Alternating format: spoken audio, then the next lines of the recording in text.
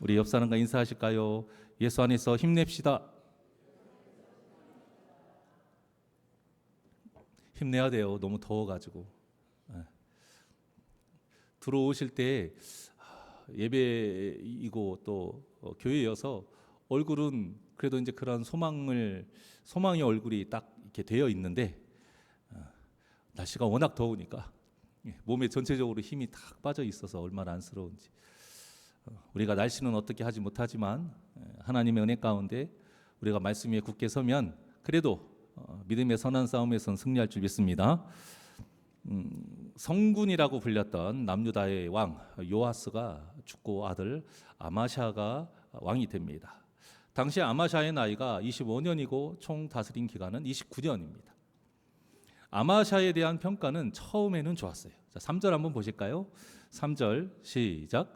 아마샤가 여호와 보시기에 정직히 행하였으나 그의 조상 다윗과는 같이 아니하였으며 그의 아버지 요아스가 행한 대로 다 행하였어도. 아멘.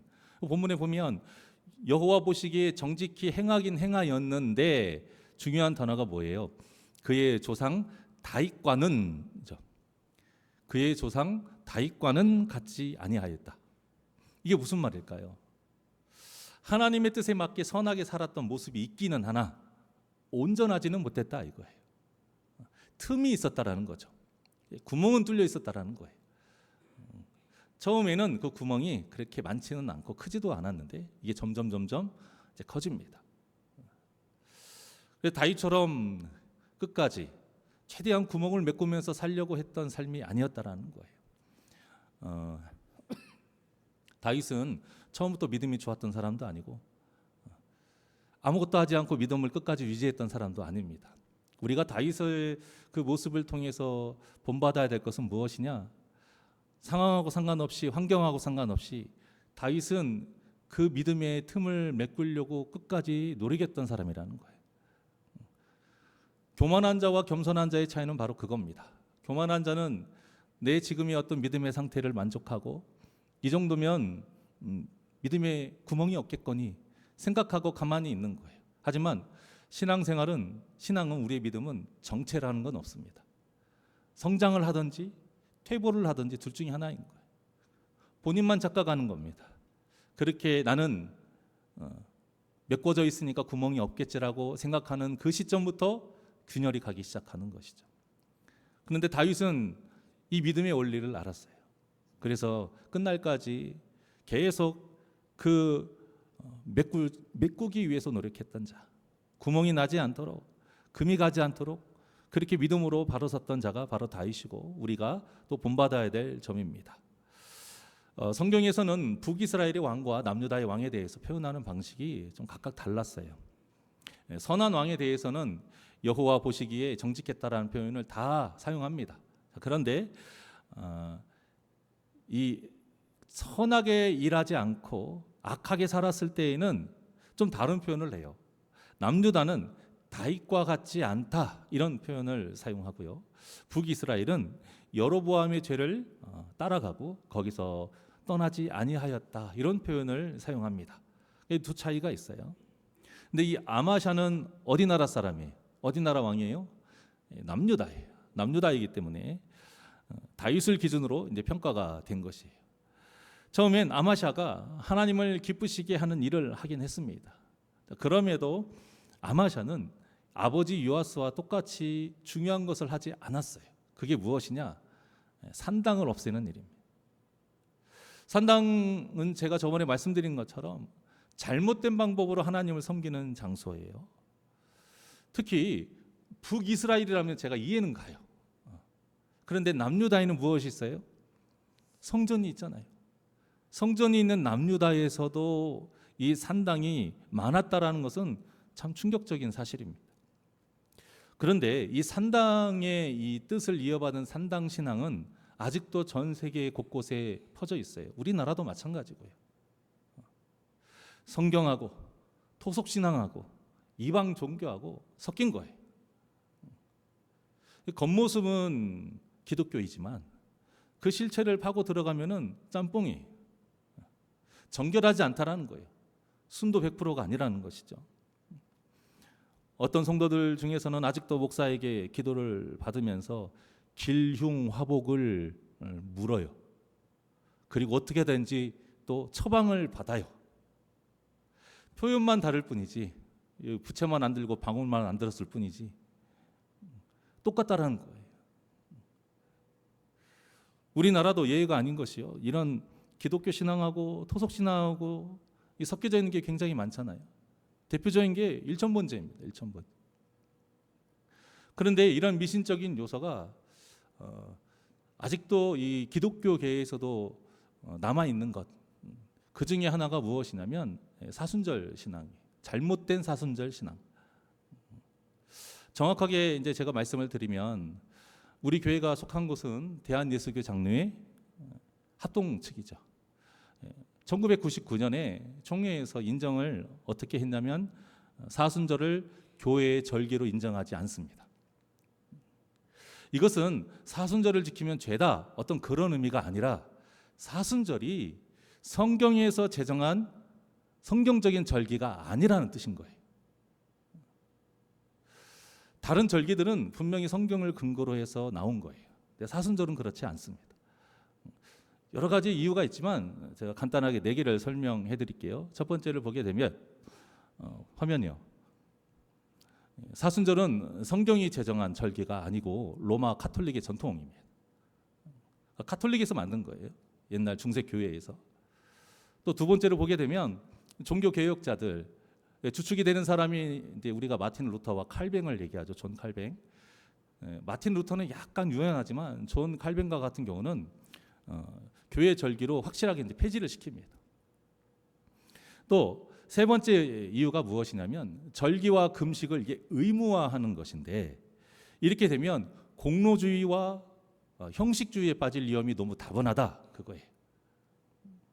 그러니까 진정한 어떤 뜻보다는 나의 어떤 이런 고행을 통해서 하려고 하는 이제 그런 것이죠. 자, 또 네 번째는 뭐예요? 그때 이제 회개를 하고 금식을 하는데 그건 특정 40일만 하는 게 아니라 우리가 평생의 삶 속에서 해야 되는 일이다 이거예요.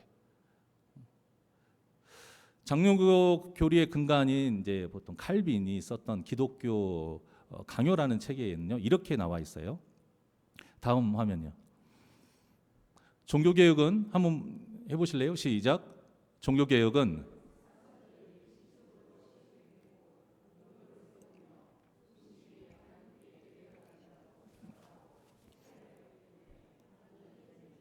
네, 이렇게 기독교 강요에는 적혀 있습니다. 좋은 뜻에서 한다고 하면 이어질 수도 있었겠죠. 그런데 이게 굉장히 미신적인 의미가 강했고 아시겠지만 중세교회에는 가장 큰 문제가 뭐예요? 이방 종교와 같은 공로주의가 굉장히 심했다라는 거예요. 본래의 이 사순절의 어떤 취지라고 한다면 예수님의 고난주간 그 전까지 우리도 그런 고난에 한번 동참해보자. 그래서 나름의 어떤 40일의 그 시간을 정해놓고 금주하고 금욕하고 그 다음에 고기까지 금합니다. 그렇게 고행의 삶을 하자는 거예요. 고행. 어때요? 고행이라는 말 자체가 성경적이지 않은 거예요. 이미 고행이라는 말은 이방적인, 이방 종교적인 표현인 거예요. 우리는 하나님의 은혜로 그 은혜를 받은 자가 믿음으로 사는 것이지 고행을 하면서 뭔가 살아가는 것이 아니에요. 공로주의입니다. 다 합해서. 이건 다 통틀어서 한다면 공로주의. 공로주의는 전혀 성경적인 것이 아니에요. 하지만 우리가 개개인이 자발적으로 어떤 40일이라는 숫자에 연연하지 아니하고요. 고난주간을 맞이해서 예수님의 고난을 더 깊이 묵상하고 그러니까 평상시에도 우리가 묵상하지만 더 깊이 묵상하고 십자가를 평상시에서 생각하지만 더 깊이 생각하고 자신의 어떤 경건을 되돌아보는 그런 신앙의 훈련의 기간으로 삼는 것은 문제가 되지는 않아요. 그런데 이보다 더 큰 문제가 따로 있습니다. 사순절 전에 행해지는 카니발이에요. 카니발. 카니발 많이 들어보셨죠? 차 이름이 아니라 라틴어에서 유래한 말이고요. 축제라는 어떤 그런 뜻인데 본래 축제라는 뜻으로 사용이 많이 되어지죠. 근데 이 카니발은 사순절이 되기 전에 마지막으로 마음껏 먹고 즐기는 시간을 의미합니다. 지금도 세계 곳곳에서 카니발이 이렇게 행해져 있고요. 3대 카니발이 있어요. 프랑스에 있는 니스 카니발, 또 이탈리아에 있는 베네치아 카니발, 그리고 가장 유명한 게 브라질의 리우에서 펼쳐지는 삼바 카니발이에요. 우리가 흔히 삼바 축제라고 알고 있죠. 누가 그게 사순절하고 나름 성경적인 거하고 연관된 축제라고 알겠습니까? 훌러덩 벗고 사람들끼리 그렇게 막 즐기며 부어라 마시고 놀고, 예수님의 고난과 전혀 상관이 없어요. 아까 말씀드린 것처럼 카니발이 생긴 이유는 사순절 동안에 금욕도 해야 되고 또 금주도 해야 되고 고기도 안 먹어야 되니까 그 전에 약 3일에서 일주일이에요. 그동안 실컷 먹고 즐기자 이런 거예요.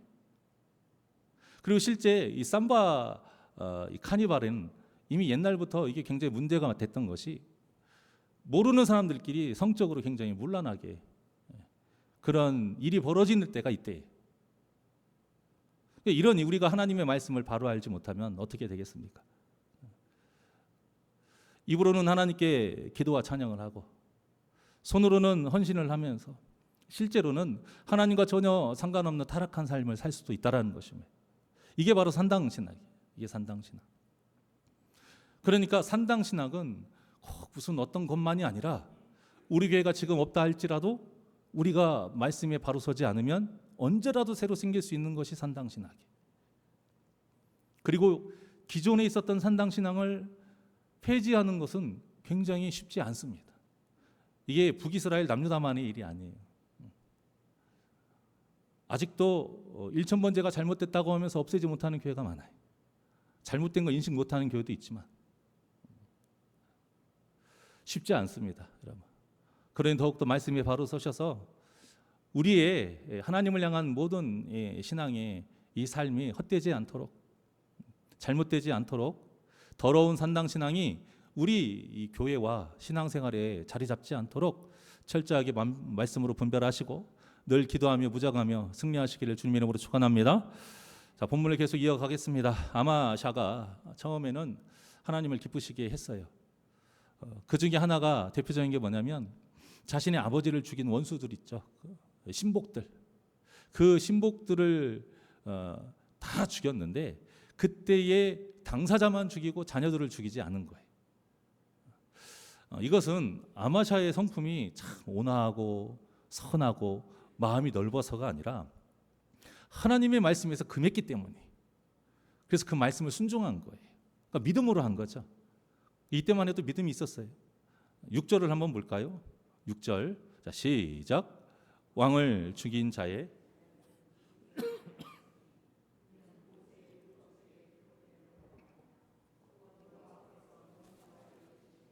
자녀로 말미암아 아버지를 죽이지 말 것이요 아버지로 말미암아 자녀를 죽이지 말 것이라.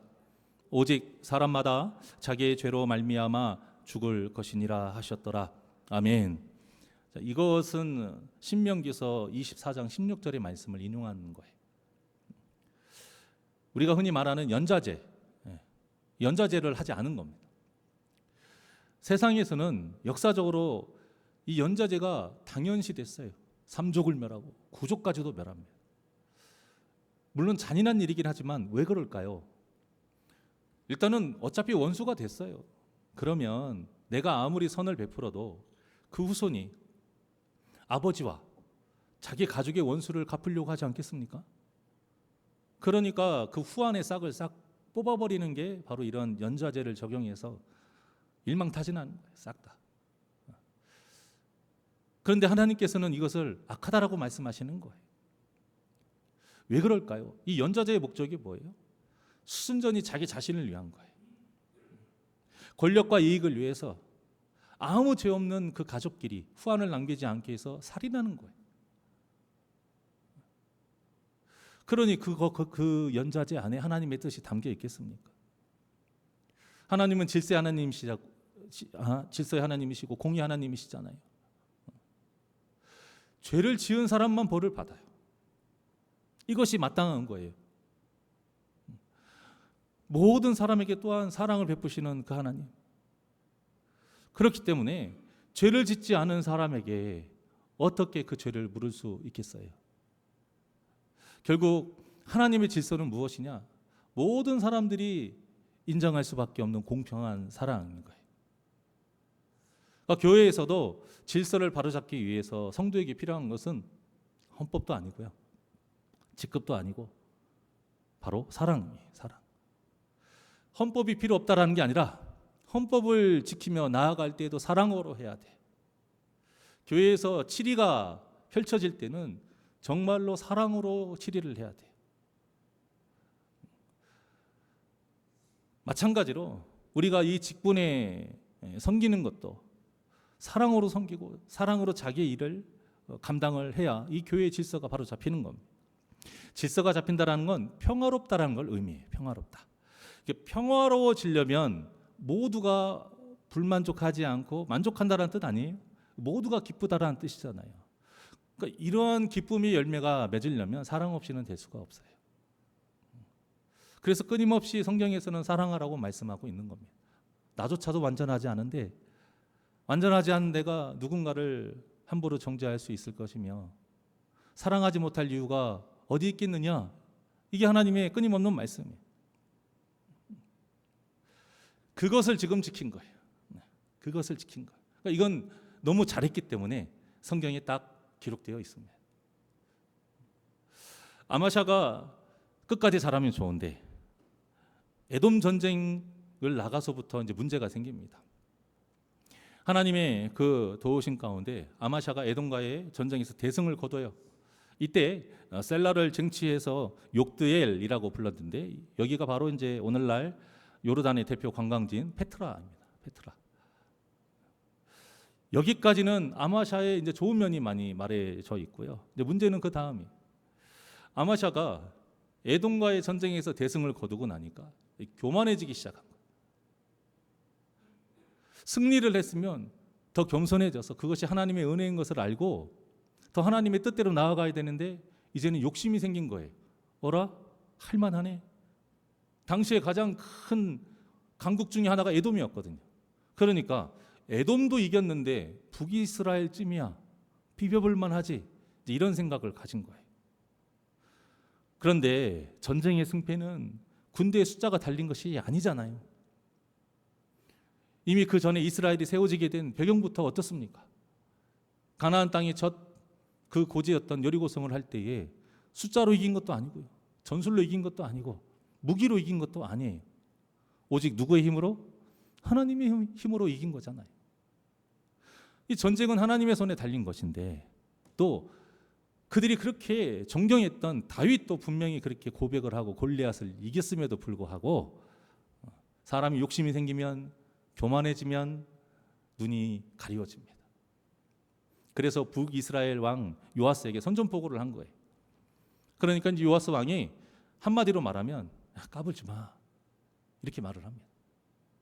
네가 에돔에서 이겼으면 네 나라로 돌아가서 백성들에게 환호나 받을 것이지 왜 우리한테 까불어? 그런 거예요. 하지만 아마샤가 요아스의 말을 거부하고 결국 전쟁을 벌이게 되고요. 본래 이 군사력 가지고만 해서는 북이스라엘을 이길 수가 없어요. 남유다가. 그래서 집니다. 북이스라엘이 그것도 대승을 거둬요. 아마샤는 포로가 되는 이제 수치를 당하고, 요아스가 이기는 데서 끝나지 않고요, 예루살렘으로 쳐들어갑니다. 예루살렘 쳐들어가서 성벽을 약 200m 정도 부셔버립니다.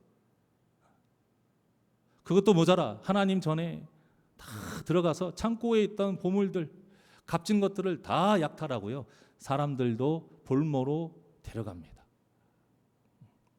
그렇게 수치와 굴욕을 당하던 아마샤가요, 요아스가 죽은 후에야 이제 예루살렘으로 돌아올 수 있었고 15년을 더 유다를 다스리긴 했지만 제대로 다스렸겠습니까? 자세하게 나오진 않지만 그 다음 구절에 한 단어 때문에 나와 이 아마샤가 어떻게 통치했는지는 알 수 있어요. 반역이 일어나요. 반역이. 얼마나 이스라엘 제대로 다스리지 못했으면 반역이 일어났겠습니까? 그래서 라기스라는 곳으로 도망하지만 사람들을 보내서 그 라기스에서 결국 그들에게 죽임을 당합니다. 이처럼 성경에서도 그렇고 세상에서도 그렇고 처음에는 잘하는 듯 하다가 성공해서 타락하는 사람들이 얼마나 많이 있는지 모릅니다. 대표적인 사람 몇몇만 한번 볼까요? 세상 사람 중에 우간다에 이디 아민이라는 사람이 있어요. 이 사람이 군인인데 이 군인 시절에는 굉장히 뛰어난 체력과 리더십이 참 좋았습니다. 그래서 그때 당시 우간다가 굉장히 부패했기 때문에 이 부패한 정권을 바로 잡을 것이라 기대를 했고 결국 1971년에 쿠데타를 일으켜서 대통령이 돼요. 사람들의 환호성 가운데 대통령이 되지만 자신의 적을 처형을 합니다. 그리고 국민을 탄압하기 시작하게 되고 그의 집권 기간 동안에 죽은 사람을 추정한 숫자가 수십만 명. 또 로버트 무가베라는 사람이 이제 짐바브웨라는 그 아프리카의 나라의 독립 영웅이에요. 독립운동의 영웅이 존경받았던 사람이에요. 그 식민 통치에서 나라를 해방시킨 지도자, 세계적으로 찬사를 받았어요. 하지만 대통령이 되고 나서부터 엄청나게 장기 집권을 합니다. 인권을 탄압하고 언론을 통제하고요. 정치적인 반대 세력을 죽이면서 탄압을 합니다. 그 결과 지금 우간다 잘 사나요? 못 사는 나라의 최고 원인 중에 한 사람이 돼요. 경제 정책이 실패하고요. 엄청나게 부패를 몰아가서 심각한 경제 위기를 겪고 오늘날과 같이 아직도 우간다는 극심한 빈곤에 시달립니다. 또 우리가 잘 알고 있는 이탈리아의 베니토 무솔리니, 사실 이 사람이 처음에는 많은 지지를 받았어요. 당시 이제 이탈리아가 혼란스러웠기 때문에 이 혼란을 종식시키고 개혁할 사람, 개혁가로 이제 이 사람이 지지를 많이 받았는데 막상 지도자가 되니까 어떻게 됐어요? 나치즘과 동맹 관계가 이루는 파시즘, 독재자가 되죠. 언론과 자유를 억압하게 되고 세계 2차 대전에 이제 독일과 같이 함께함으로 인해서 이탈리아가 전장으로 이제 피폐해집니다. 리처드 닉슨이라는 대통령, 처음에는 대통령 되기 전에는 외교적으로 굉장히 뛰어난 인정을 받아요. 중국과의 관계도 개선되고 많은 외교 성과를 이루지만 대통령이 되고 나서 여러분도 많이 들어봤을 법한 그 워터게이트 사건이라는 게 터집니다. 그래서 이제 불법 도청하고 은폐하고 결국 미국 역사상 최초로 임기 중에 대통령에서 사임한 대통령이 돼요. 성경에도 이런 분들이, 이런 인물들이 엄청나게 많잖아요. 그런 잘 되는 사람, 지도자들을 그런 모습에서 더 많이 볼 수 있어요. 이스라엘의 역대왕 다 그렇습니다. 우리가 잘 알고 있는 초대왕 사울도 처음에는 겸손했고 거룩한 분노를 할 수 있는 사람이야. 할 줄 아는 사람이었어요. 그런데 왕이 되고 나서는 하나님의 영광보다 자신의 이름을 더 높이기 위해서 기념비를 막 세우고 칭찬을 받은 다윗을 죽이기 위해서요. 평생을 허비했던 아주 어리석은 사람이에요. 결국 하나님의 말씀보다 자신의 체면을 더 중요하게 여겨서 하나님께 버림을 받아요. 비참한 죽음을 당합니다. 다윗도 하나님 앞에 참 바로 섰지만 다윗의 가장 큰 허물, 그때가 언제였느냐? 도망갈 때도 아니었고요. 억울함을 당할 때도 아니었어요. 바로 나라가 태평성대를 이뤘을 때였어요.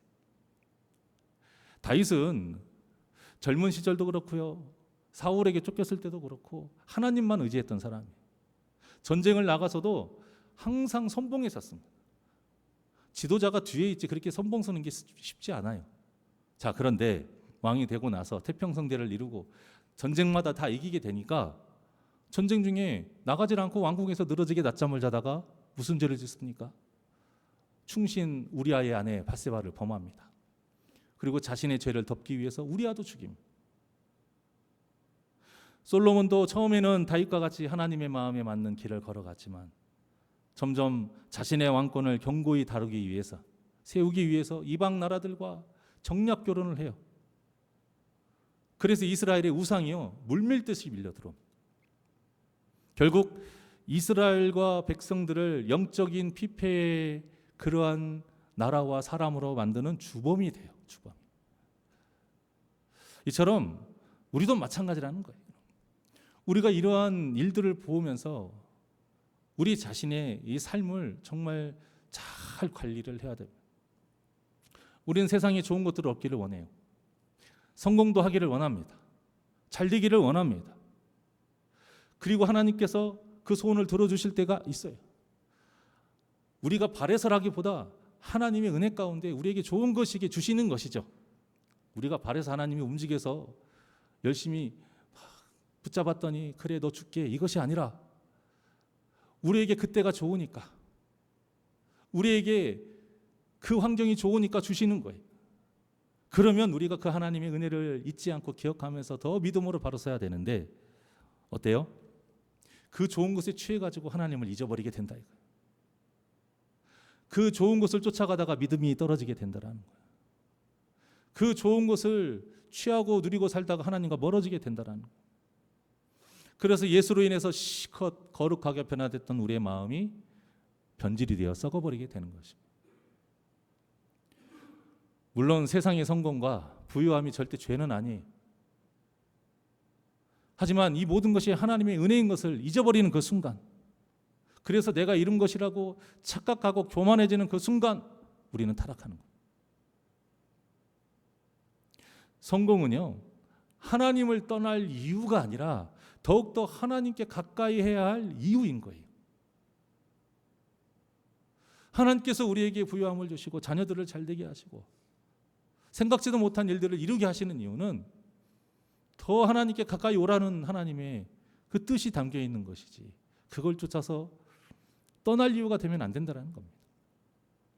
그러니 사랑하는 새날개 성도 여러분, 사업이 잘 될 때 더 하나님을 기억하시길 바랍니다. 직장에서 인정받을 때 더 하나님께 감사하십시오. 자녀가 잘 될 때에 더 하나님께 충성하십시오. 교회에서 사역이 잘 될 때 절대 자신을 높이지 말고 더 낮춰서 사명을 끝까지 감당하시기를 바랍니다. 그렇지 않으면 본문의 아마샤와 같이 하나님의 말씀보다 자신의 판단을 믿고 따르게 되는 거예요.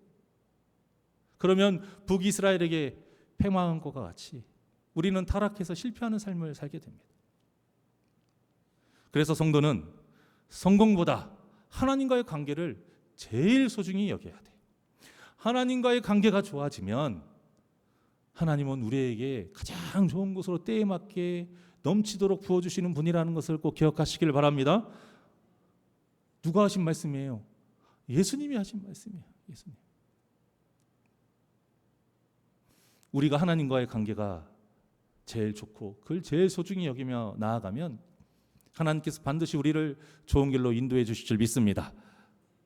하나님은 우리가 성공이나 어떤 세상의 복보다 하나님 그 자신을 더 사랑하기를 원하세요. 그러니 더 잘 될수록 하나님을 더욱 사랑하시고 좋은 일이 많아질수록 더 하나님께 가까이 다가가셔서 하나님의 친구라 인정받는 믿음의 삶을 사는 우리 복된 새날개 성도님들이 되시기를 주님 이름으로 축원합니다. 그러니까 중요한 것은 뭐예요? 우리의 환경과 조건이 아니에요. 중요한 것은 뭐예요? 우리의 믿음과 순종이고 끝까지 변질되지 않는 한결같은 믿음의 삶인 것입니다. 가장 불쌍하고 천한 나병 환자, 그 10명 중에 단 한 명인 사마리아인만이 그 믿음과 순종으로 구원받았어요. 성경에 그 사건이 딱 기록되어 있습니다. 하지만 믿음과 순종이 없던 9명의 나병 환자와 또 환경만 달랐지 그 9명의 나병 환자와 똑같았던 이스라엘의 수많은 왕들, 그들은 이런 그 사마리아의 이름 모를 나병 환자 그 사람보다도 못한 삶을 살다가 비참한 죽음을 맞이했습니다. 그러니 우리가 어떤 삶을 살아야 되겠습니까? 마귀는 끊임없이 우리 마음에 탐욕의 씨앗을 씹습니다. 왜? 탐욕의 씨앗은요, 잡초예요. 세상에 좋은 것들, 아름다운 꽃들은요 늦게 자랍니다. 그런데 세상에 무익한 것, 잡초들은 성장 속도가 어때요? 엄청 빨라요. 지금은 마른 장마여서 그렇지만 어저께 갑자기 비가 확 쏟아졌잖아요. 근데 그 짧은 그 쏟아진 비만으로도 이런 날에는 잡초가요 쑥쑥 올라. 우리 마음에 있는 그 탐욕의 씨앗을 마귀가 뿌리는 이유는 그거예요. 잡초이기 때문에. 우리 마음에 무엇보다도 쑥쑥 잘 자라나는 잡초이기 때문에. 그렇게 자라나면 어때요? 보이질 않아요. 정말 보이질 않아요. 부교육자 때 그 잡초 제거할 때 가보면요, 깜짝깜짝 놀랍니다. 그냥 뭐 이 정도의 잡초가 아니고 그 잡초 중에는 꼭 무슨 해바라기 꽃과 같이요, 줄기가 이렇게 손가락만 이렇게 굵어가지고 1m 이상 2m까지 자라는 그런 것들이 있어요. 겉보기에는 무슨 꽃나무인가 이렇게 보이는데 아니래요. 그거 뽑으려면 힘듭니다. 그 주변에도 잡초가 많이 있기 때문에. 근데 그건 예초기로 하면 안 돼요. 또 올라오니까 뿌리째 뽑아야 되는데, 진짜 힘들어요. 그런데 그런 것들이 있으면 안 보여요. 거기가 그때 블루베리 밭이었는데 블루베리가 다 거기에 숨겨져 가지고 정말 힘들었어요. 그것뿐만이 아니에요. 우리 마음은 더 심하다라는 겁니다. 그래서 우리가 그 탐심에 사로잡히지 않도록 믿음으로 바로 서야 된다는 거예요. 탐심에 사로잡히기 때문에 믿음이 약해지고 순종하지 않습니다. 하나님을 잊어버리니까요. 죽을 병에 걸렸던 우리 집사님이, 여자 집사님이 계셨어요. 제 기억으로는 자궁암으로 제가 알고 있었어요. 손을 쓸 수가 없었어요. 그래서 날짜만 받아놓고 있었는데 하나님의 은혜 가운데 기적처럼 치료를 받았어요. 그 남편분이 그렇게 믿음이 좋으신 분은 아니었는데 그래도 이제 그때를 계기로 나름 열심히 하려고 해서 남편분은 안수 집사님이 됐어요. 그 여자 집사님은 계속 그냥 집사님이었고 굉장히 열심히 했습니다. 안수 집사님 됐다고 나름 그래도 그렇게 교회를 안 나오셨던 분이 나와서 열심히 하려고 참 애쓴다 뻔히 보여서 너무 좋고 해서 제 담당이었기 때문에 더 많이 관심 갖고 그랬었는데, 그리고 이제 그분이 그렇게 잘 살지는 못했다가 열심히 한번 뭘 해보겠다고 계약을 하는데 그 계약했던 곳이 이제 카센터 했던 자리예요. 굉장히 자리가 안 좋아서 망했던 곳이. 거기는 무조건 망한다, 망하는 장소라고 생각했던 그곳에 가게를 얻었다라는 거예요. 사람들이 다 걱정을 했어요. 그런데 거기에서 잘 돼요. 커튼 관련된 일을 하셨거든요. 너무 잘 돼요.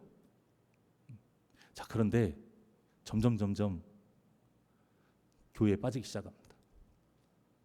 점점 사명을 놓고 바쁘다라는 이유로 예배도 빠지기 시작하고, 당연히 신방을 가죠. 신방을 가면 처음에는 죄송해가지고 어쩔 줄 몰라 하고 그래요.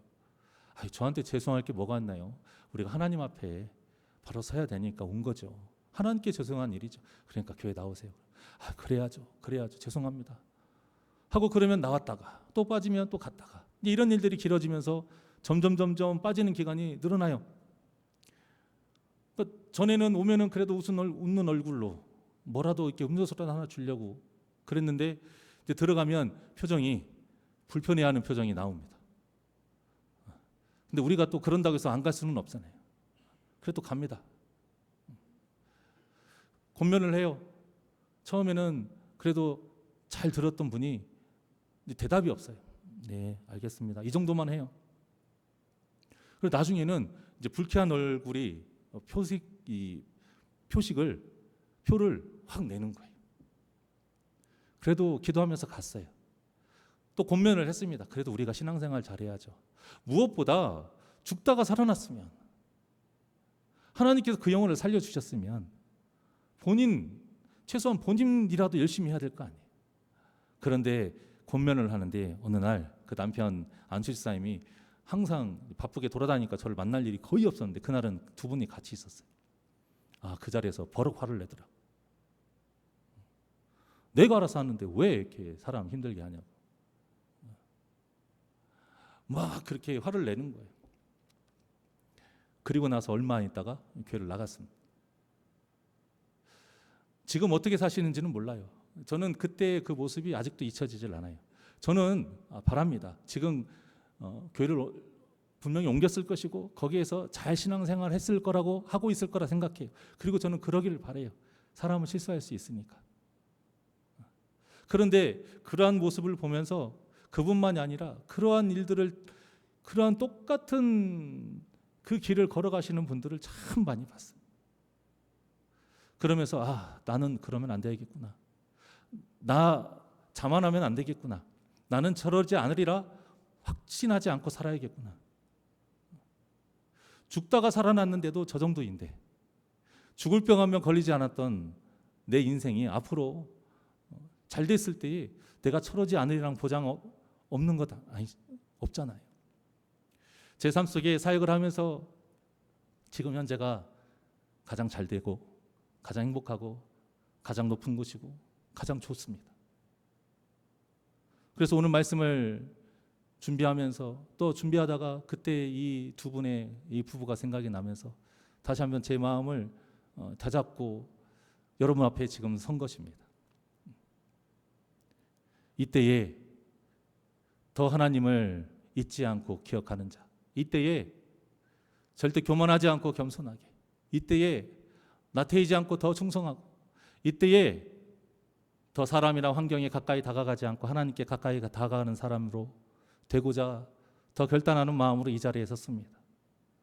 우리 사랑하는 성도님들도 이 성경이 기록된 이유가 분명히 있고, 이 성경에 기록된 이 메시지가 우리를 향한 메시지라는 걸 꼭 기억하셔서 더 잘 될 때에 하나님께서 여러분들에게 은혜를 부어주시고 성공하게 하시고 부유하게 하실 때에 절대 주님을 잊지 아니하고 더 겸손하게 주님을 붙잡고 주님께 더욱더 가까이 나아가는 믿음의 사람 되시기를 주님의 이름으로 축원합니다. 그래서 우리 안에 절대 이 산당신앙이 들어오지 않도록 항상 분별력을 가지고 서로 사랑하며 하나님의 질서로 우리 아름다운 새날개를 서로 만들어가는 복된 저와 여러분이 되시기를 주님의 이름으로 간절히 축원합니다. 원하고 바라고 기도합니다. 우리 믿음으로 이 시간은 찬양합니다.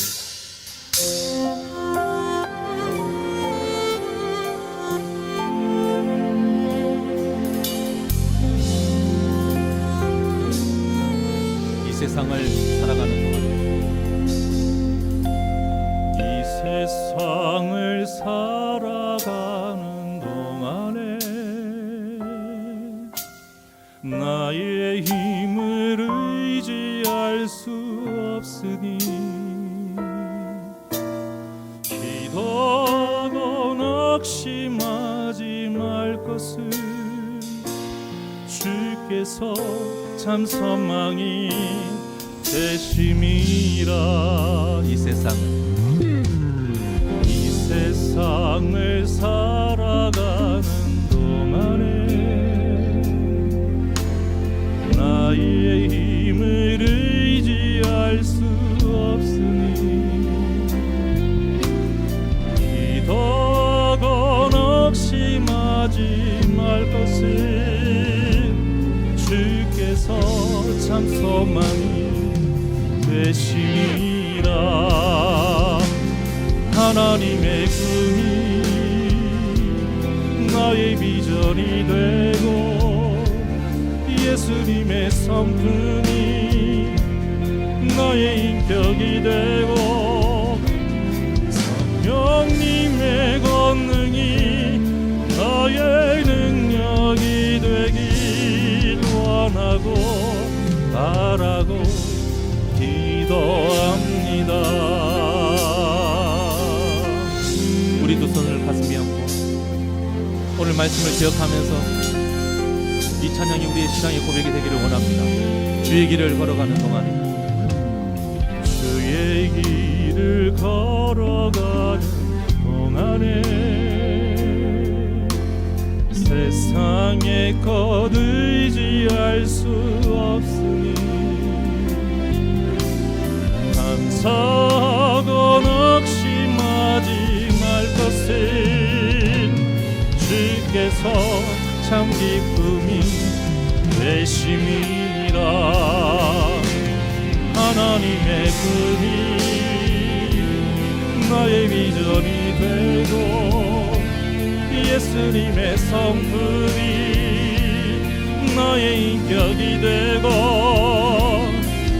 성령님의 권능이 나의 능력이 되길 원하고 바라고 기도합니다. 하나님의 꿈이 나의 비전이 되고 예수님의 성품이 나의 인격이 되고 성령님의 권능이 나의 능력이 되길 원하고 바라고 우리 두 손 높이 들고 고백합니다. 하나님의 꿈이 나의 비전이 되고 예수님의 성품이 나의 인격이 되고 성령님의 권능이 나의 능력이 되길 원하고 바라고 기도 하나님의 꿈이 나의 비전이 되고 나의 비전이 돼 예수님의 성품 나의 인격이 되고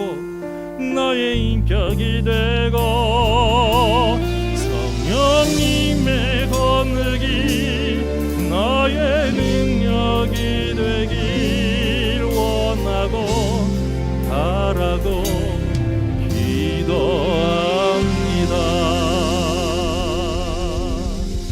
기도하시겠습니다. 언제나 우리에게 한없는 은혜와 사랑을 베풀어 주시는 하나님, 우리가 소중히 여기는 그 모든 것들, 우리가 자랑하는 그 모든 것들, 우리가 기뻐하는 그 모든 것들 다 우리에게 주신 하나님의 은혜입니다. 내 힘으로 얻는 것도 아니요, 내가 능력이 있어서 얻는 것도 아니요, 하나님께서 우리를 사랑하시고 우리에게 필요하시기에 부어주시고 예비하셨다가 우리에게 주신 하나님의 사랑의 선물인 줄 우리가 늘 잊지 않게 하여 주시옵소서. 주님께 좋은 것을 얻는다라면, 세상의 성공을 누리게 됐다라면, 그로 인해 하나님을 더욱더 멀리 떠나는 이유가 아니라 더욱더 하나님을 붙잡고 가까이 하는 믿음의 힘이 되게 하여 주시옵시고, 더욱더 주님만 바라보며 내 안에 쑥쑥 자라나는 사탄이 뿌린 그 탐욕의 그 잡초가 자라나지 않도록 늘 말씀과 기도를 깨어있게 하여 주시옵시고, 교만하지 않도록 늘 겸손하게 하나님께 감사하며 주님과 동행하는 삶 살게 하여 주시옵소서. 그래서 하나님께 기쁨을 드리는 자 되게 하여 주시옵시고, 삶의 여정 끝까지 주님 앞에 한결같은 믿음으로 나아갈 때에 2달란트 받은 자와 5달란트 받은 자와 같이 잘하였도다 착하고 충성된 종이라 인정받는 복된 심령들 되게 하여 주시옵소서. 감사함이 예수님의 이름으로 기도하옵나이다. 아멘. 찬송가